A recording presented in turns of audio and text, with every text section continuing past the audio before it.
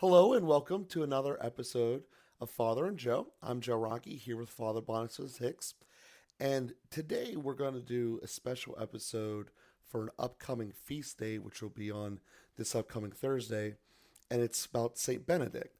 And obviously, being a Benedictan monk, Father, you're going to know more about him and the importance of celebrating the saints, obviously. So I just want to give it to you quickly and let you guide this ship as you're going to be able to do better than I will. Thanks, Joe. Yeah, I thought it would be nice to discuss a saint that I'm obviously closely affiliated with. I am a Benedictan monk, and Saint Benedict is the founder of the Benedictines, for the connection being obvious there. Saint Benedict lived 1500 years ago. It's really amazing to think about that. His legacy, we could say, his rule of life, his example of monasticism has spread throughout the world. There are thousands of Benedictines throughout the world today, hundreds of monasteries, I think, well over 100, yeah, certainly well over 100 monasteries, I'm sure over 200 monasteries around the world, Benedictine monasteries, and it's lasted for 15 centuries. I don't even know that any of us strive for that. We live in such a transient age, a throwaway culture, as Pope Francis calls it, that we're happy if things last for a year or two, and we're ready to buy a new version or have a new thing. But 1,500 years, it's really amazing.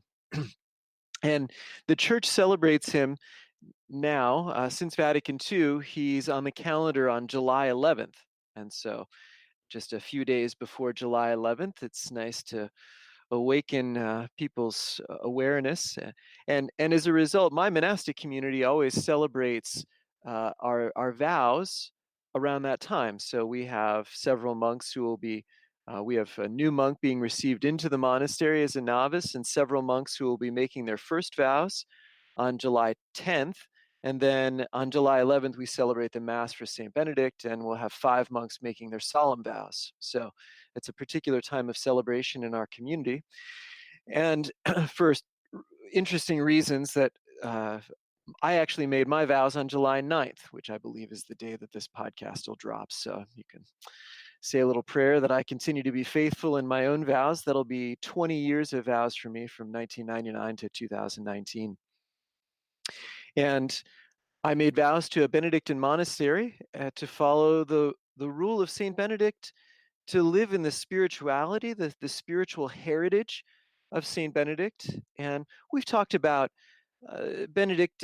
Saint Benedict and Benedictine monasticism a little bit on previous podcasts. You kindly asked me, Joe, about vocations to religious life, consecrated life, and how that works and what that means, and maybe stirs a little bit of interest in the hearts of our listeners, especially our young male listeners who might want to become Benedictines. And there are also female Benedictines.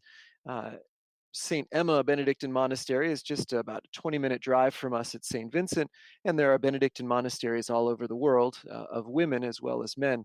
St. Benedict's twin sister was Saint Scholastica. And so she was the first female follower of her twin brother and lived out monasticism as he did in separate monasteries, and is the kind of mother of Benedictine women. But St. Benedict has obviously a lot to teach us as Benedictines, but he really has a lot to teach everybody as Catholics. And I want to just offer a couple of points from Benedictine spirituality that can be helpful for everybody as we try to live a more faithful Catholic life and try to be holy. And so uh, we get some of these points from his rule. His rule is can be a little bit difficult to read because you really need the context of it. You need to understand how some of the vocabulary fits together. A little bit like reading the scriptures. Maybe the first time that people pick up the scriptures, especially some of the passages, like uh, if your eye causes you to sin, pluck it out. Like, really? I mean, you know, or you'll be cast into fiery Gehenna. It can be a little bit jarring if we don't have a context for it, and then we understand, where Jesus is using hyperbole. On the other hand, where he doesn't use hyperbole. So, knowing how to read these things, having somebody to guide you into it is important. for the rule of Saint Benedict like it is for Scripture. But when you have kind of some of the keynotes of it, it's a lot of beautiful teaching in there. It extremely practical in some sense. It says like how much food should be put out and how much wine should be put out, and how many times the monks should eat, and also what they should read, and exactly how the psalms should be arranged for prayer. I mean, there's some very practical things, but then also some very high principles of spirituality. And so, one that I want to focus on is St. Benedict makes a comment. We know that God's presence is everywhere. And it's worth just stopping there. We know that God's presence is everywhere. Now, we know that as an abstract theological principle, but what if we became aware of God's presence everywhere? And one of the things St. Benedict realizes, and it's at the beginning of his chapter on humility, is think about the difference of when we know that somebody important is watching us, somebody who's important to us. So I think of, maybe when I was a boy playing soccer and my dad was watching. I want to be my best. I want to be at my best in those moments. I want to make dad proud of me. That's the kind of impulse that St. Benedict has. What if we were aware of God's presence everywhere, all the time, as a loving father? That's the first line of the rule. Listen, my sons, to a master's instruction and attend to them with the ear of your heart. They come from a father who loves you. And if we were aware of the presence of our loving father at every minute of our day and everything that we were doing, what would that do to us? What would that do in our hearts? How would that change us? How would that help us be at our best? And and also be humble. I know I'm when my father is there, I know I'm not the father. It humbles me in a good way that I can be a son, that I can receive his love, that I didn't create myself, that I've received everything. And yet I can perform, I can succeed, I can excel as a son in a way that makes my father proud. So there's this whole dynamic that St. Benedict taps into. And then the whole rest of the rule really is arranging the life of the monk to be aware of the Father's presence. And so, whether the monk is listening to his abbot, be aware that the abbot bears the presence of the Father. It's actually what the word abbot means. Abba is the word father in Hebrew. And so the abbot is the one who is in the place of the Father. So that's kind of an obvious one. And then he says that God is present in the sick of the community. I was sick and you visited me. He quotes from the scripture. So in the sick, the elderly, the infirm of the community, God is there. And then he says, when we gather for council, make sure that you also include the young monks, because God often speaks through the young monks. Think of Daniel, think of Samuel. And so God is present in the young. And then he says, uh, when you're when you're taking care of the tools of the workshed, treat them like the sacred vessels of the altar. So God is present in our work. God is there in our work. And he says, when the bells ring to call you to prayer, it's the voice of the angels, it's the voice of God calling you to prayer. So when we hear the bells, it reminds us that the Father is there, that he's calling us. And then he says, and not only be obedient to the abbot, but be obedient to the brothers, because God is present in the brothers of the community. And we have this mutual obedience to hear the voice of God in the voice of our brothers. And and then he says, when you arrange the dining room, the refectory is the Latin derivative. When you arrange the dining room, set it up like the mass, with the abbot presiding, and the and a prayerful silence, beginning with a prayer and hearing the word as you're eating. There's a reading at table like there is at the mass. So when you're eating, think of God's presence. Think of Think of prayer, the Mass. And then he has some large periods of time just for private prayer, for reading the Word of God, for letting God speak to us in His Word.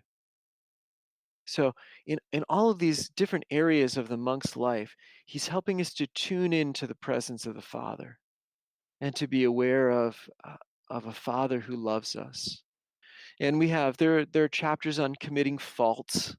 There are chapters on the way that we ask for the goods of the monastery. There are chapters on the arrangement of the day, so that things are in such a way that we can be aware of God's presence. So that's a key point, that we can be aware of God's presence, aware of the Father who loves us at all times. But then he helps us to tune into that. He recognizes Saint Benedict is very realistic.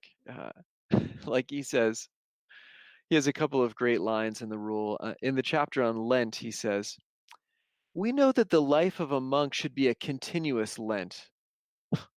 Oh, and he says, "But since few have the strength for this," it's very realistic. He's so we should be living this, and what he sees in Lent is not just a burden that we carry for 40 days, but he uses the word joy only twice in the rule, and they're in both times it's in the chapter on Lent, because what he really sees in Lent is an anticipation of Easter.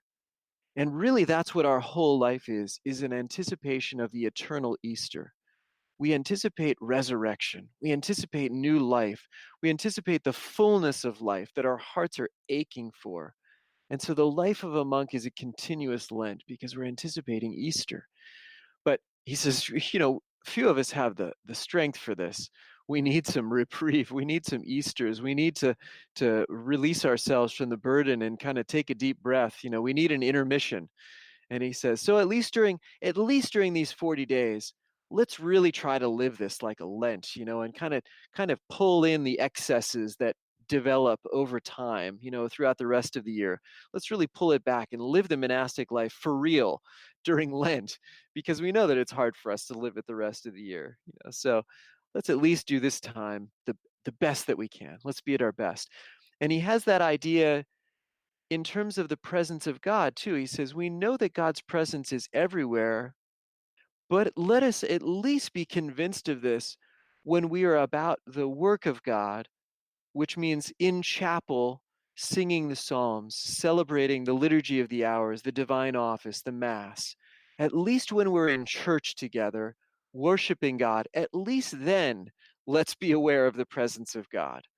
If we can tune things in around that reality, being at prayer, being in church, if we can be at our best at that time, knowing that God, a Father who loves us, is there, if at least at that time we can kind of like get the station right on the dial, we can at least tune in the radio to hear clearly the signal from the Father's voice coming to us. If at least then, okay, well, then that can spill into the rest of the day. Then we can learn to be a little bit more tuned in when we work, maybe by remembering what it was like when we were in chapel, when we heard the voice of God, and remember, yes, He's also here in my work. If we can hear His voice in church, then we can learn to hear Him more clearly in the abbot. If we can hear His voice in church, then we can learn to hear Him more clearly in the young. If we can hear His voice in church, then we can learn to hear Him more clearly in the sick, and so forth. Then it spills forth. So we're always resetting ourselves, kind of like Lent does for the whole year, so the church time does for the whole day. And this is the way that Saint Benedict really tries to tune us into a spirituality of being constantly aware of God's presence. And again, trying to make things be an extension of church. It's a practice in a lot of Christian homes. There's a practice of having a holy water font. You're allowed to have those. You can have that in your home. And so that just reminds you, maybe when you come in the door, maybe for your bedroom, wherever it is, that you have a little holy water font to remind you of what it was like in church. You remember when you dip your finger in the holy water, that kind of tunes us into church. We bless ourselves. Remember that our life is in the context of the Father, the Son, and the Holy Spirit. It starts with baptism. We can bring that into our house, or we can bring an awareness of the feast days, the liturgical calendar. We can be aware of the fact that it's the feast of Saint Benedict on July 11th. What if you just had a little reminder of that? You just said a little prayer to him in your house. Maybe put up a picture of him with a candle just on that day. It tunes us into church and to the presence of God. Or when we have meals, if I could eliminate one thing, I would eliminate meals in front of the television. If we could be if we could do one thing, it would be to have the meal just a little bit more like church. We have a pretty good practice of prayer before meal in our Catholic culture, but if we can just be a little bit more aware, put our minds to church for just a moment as we enter into a meal. If when people went out to work, they could just begin their workday with a little prayer or a little crucifix to remind them of the presence of God. Whatever it is, just these little ways to connect with the divine presence that we experience in church on Sundays. So, just one little point of Benedictine spirituality. Maybe you picked up something, and I can go a little deeper. I can always expand. I live in this world of Benedictine spirituality. Really, Saint Benedict is such a great teacher for us and a great example. But just the divine presence, God's presence is everywhere. Let's be at least aware of that when we're in church, and then let that spill into the rest of our day. Yeah, the the thing that I got the most out of what you were describing with your role there was not taking the obvious things for granted that are very hard because they're obvious. It's starting with the first thing you said, and also the last thing you ended on there was being that God is everywhere and in everything. And, for most of us, we don't reflect upon that.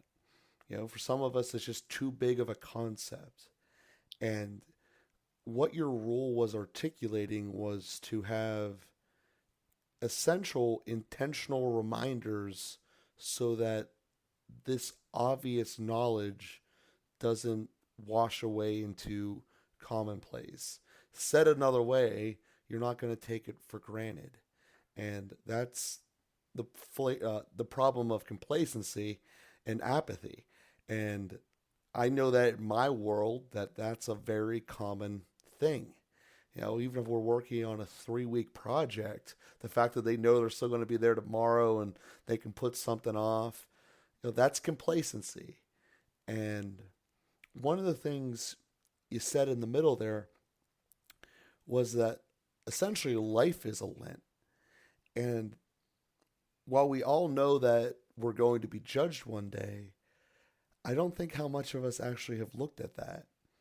And the other thought that I had coming out of that section you were talking about there was I think on some level, particularly as Catholics, we understand that more because Lent, of all the other seasons of the church, is the one that has the most impact out of church. People are actively thinking about it's Friday, no meat. We got to have our sacrifice and do it through. Now, they might not have all of their ducks lined up for the why this is important and all that, but at least they know it is important and it's an important realignment, as you said. And one of the questions that came to me that I wanted to ask you, but you kind of answered in the way you continued going was, is this process hard? Because certainly it is different than the way most of us live our lives. Um, being a diocesan priest is different, but then this is a structure on top of that, as you said, has last 1,500 years and still is rolling strong, given by how many monasteries you guys have. So there's clearly something to it that is not just highly practical, but highly beneficial. And I mean, you gave a solid 15 minutes there, and I could tell you barely even topped the surface of the iceberg there. So just the emphasis that you guys have put upon being being with God and recognize it, and the importance of that in all of our lives, not just today but throughout it, has been something that we have been kind of touching on and off of for a while now in our conversations that as you become closer to God, benefits come through that you didn't know were going to be as fruitful until you started living it. You've been doing this for 20 years coming up here in a couple of 3 days from now. So there's a lot of proof in the pudding, if you will. You're clearly a happy person, and you want more people like that in your life. And another aspect is once you become more like that, you attract that kind of people to you. And that's true regardless of what station you're in, becoming closer to Christ or not. And you can see it in society if you take off the blinders of your own lane and you look around you, what's going on in other places, you certainly will see it. And I'll let you continue back on because I don't want to get completely off track here. But one of the references you made that you also put a particular strength on last episode was that there's a purpose for our work. And granted, we all do different things, even within the same company. We're all doing different things and having different roles within the work. But there's an importance and a value to it that isn't just going out and getting a paycheck. There's so much more to it for ourselves individually. Most people would never connect work to the soul, but that has been the point that I have gotten from you, that there is more than just the satisfaction of, oh, I got a check and now I can go do whatever with the money, but I actually did something that helped someone. And to me, that's not to go completely off the weeds, why I think capitalism is the best way to do it, because your work is creating a profit. Said another way, profit is selling something to make someone fulfill a need or want, aka making them happier. So you participating in that system is helping someone along the line, and probably a great deal of people along the line. So there is value in that work. And since you had taken a couple minutes here in our last couple podcasts to point that out, I wanted to highlight there. So we have about 8 minutes or so left in this particular episode. And I know that 20 years, it's going to be hard to boil down to just a 30-minute episode. But if you have some of the key reasons that you should think about joining, or that we could just implement into our own lives, not eating in front of the TV forces you to talk to each other. I see it directly with my wife. When we sit down and normally in front of the kitchen, it's fine. But when we eat in the living room, obviously it's during the TV, and it's a little bit different. And the days tend to be a little bit off, I guess is a way to put it. So to give you the floor back as we conclude today's episode.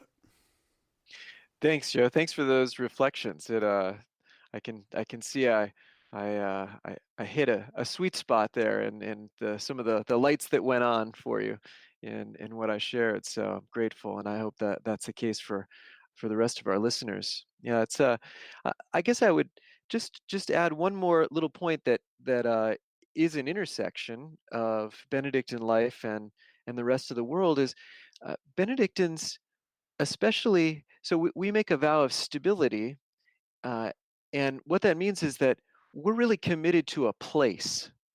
And especially in our world that's, I mentioned a throwaway culture.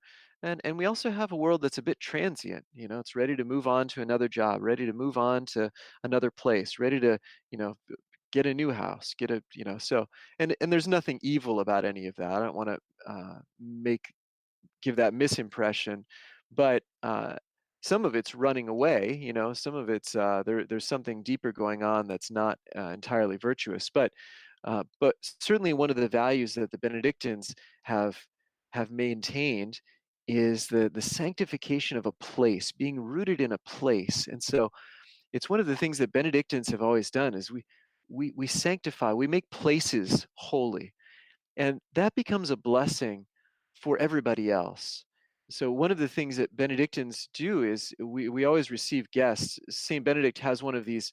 Again, there's so many lines in the rule where you can imagine him with kind of a half uh, uh, smile, one side of his mouth, a sort of winking smile, where he says, and the monks should provide for guests because monasteries are never without them.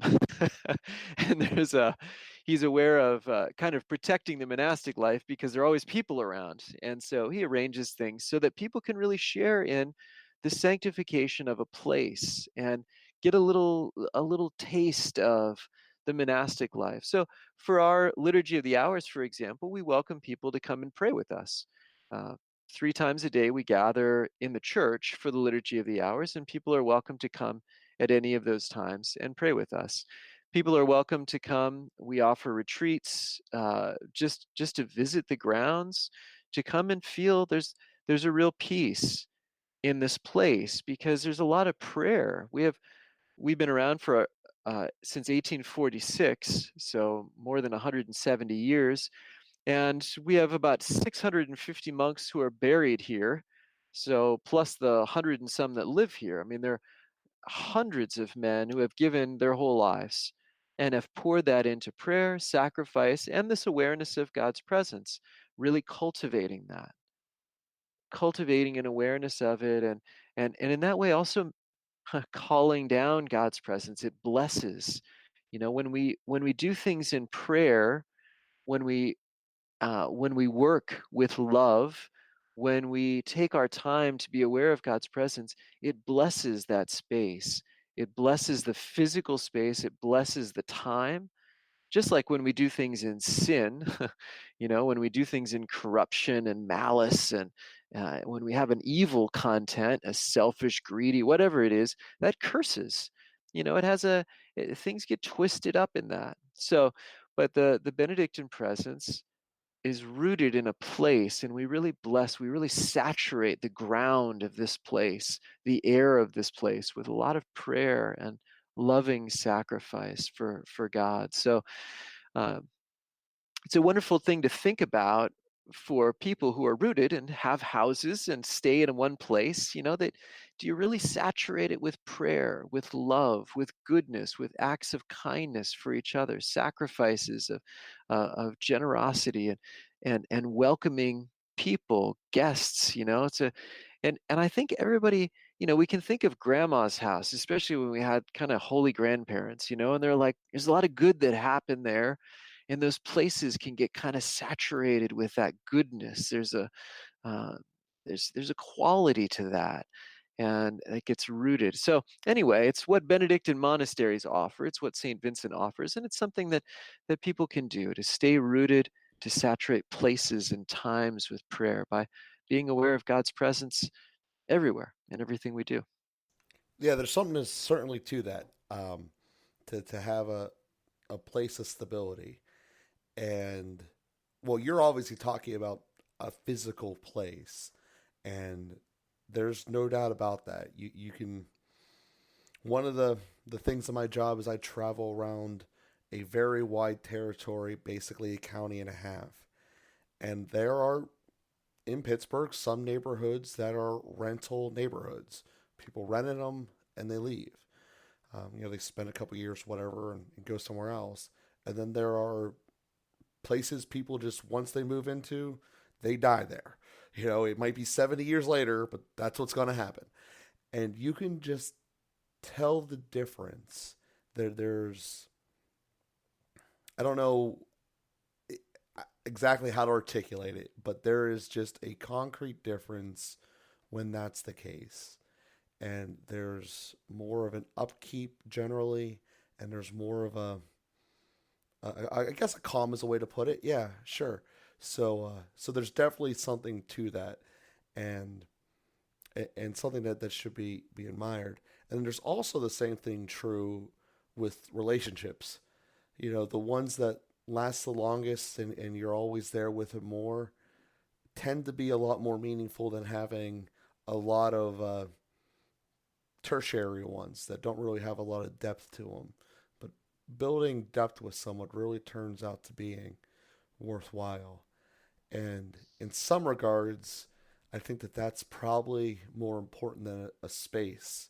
And that's obviously something that, you know, you guys have not just physically been there, but you guys have built relationships with each other there for so long. And those echoes, I think, can be felt more so than anything. You can do some really good concrete work in front of your driveway, and that'll last 50 years if you do it right. But you can build a relationship that'll have echoes in the way that you teach other people to love and be friends with each other that can last 150 or years plus. So Or 1,500 years. even better. So that being said, we do thank everyone for listening here today to this episode, and we will be with you again next week. And if you can, take one thing from this, it's to spend time to reflect on something that you might be taking for granted, and to make that a part of your life, as clearly it was part of the role to intentionally not take things for granted, especially those which were given by God, which is everything. So that being said, thank you guys for listening, and we'll be with you again next week.